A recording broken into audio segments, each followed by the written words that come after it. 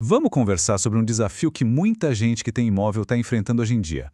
Sabe, o que fazer quando aquele patrimônio que foi construído para uma outra realidade parece se perder o valor? Chegou a hora de entender essa mudança fundamental no mercado. Essa é a pergunta de US$ 1 milhão. A verdade é que muitos imóveis construídos há mais de uma década simplesmente não conversam mais com as necessidades de hoje. E isso, claro, tem consequências bem diretas no valor de mercado. Para a gente entender o problema atual, a gente precisa primeiro dar um passo atrás. Antes de 2010, a lógica do mercado imobiliário era completamente diferente. Era um outro mundo. Pois é, a lógica do mercado era bem mais simples. A economia crescia, a população aumentava, e essa inércia, essa onda, acabava empurrando os preços dos imóveis para cima, sem que os donos precisassem fazer muito esforço. E olha, essa frase aqui resume perfeitamente a mentalidade da época. A ideia era que o simples fato de comprar e segurar um imóvel já garantia o retorno. Pouquíssima gente se preocupava se o projeto ia fazer sentido no futuro. Só que aquele cenário de valorização garantida mudou. E mudou drasticamente. Quando a gente avança para o presente, a gente encontra uma realidade em que aquela antiga certeza, ela simplesmente se desfez.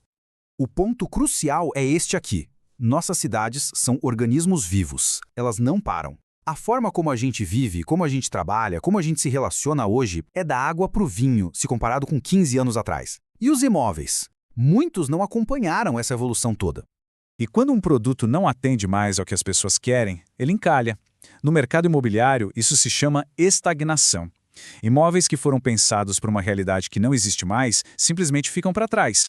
E como se percebe essa estagnação na prática? Os sintomas são bem claros. Primeiro, a demora para vender. Imóveis com plantas desatualizadas perdem a atratividade. Depois, as propostas de compra vêm baixas. É o mercado refletindo essa inadequação do imóvel. E, por fim, até a rentabilidade do aluguel fica comprometida, porque os inquilinos também estão buscando modernidade e conforto. Mas o que foi que causou essa mudança tão profunda?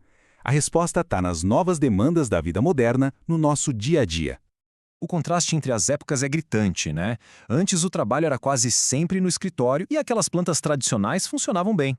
Hoje, com o trabalho remoto e híbrido bombando, há necessidade de espaços flexíveis.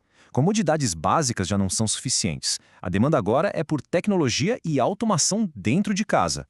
E esse descompasso todo tem um nome: obsolescência imobiliária. E não se trata só de um imóvel ser velho na estrutura, mas dele se tornar obsoleto na sua função, no seu apelo para o comprador ou para o inquilino de hoje. Diante desse cenário tudo, será que existe uma saída? A resposta é um grande sim.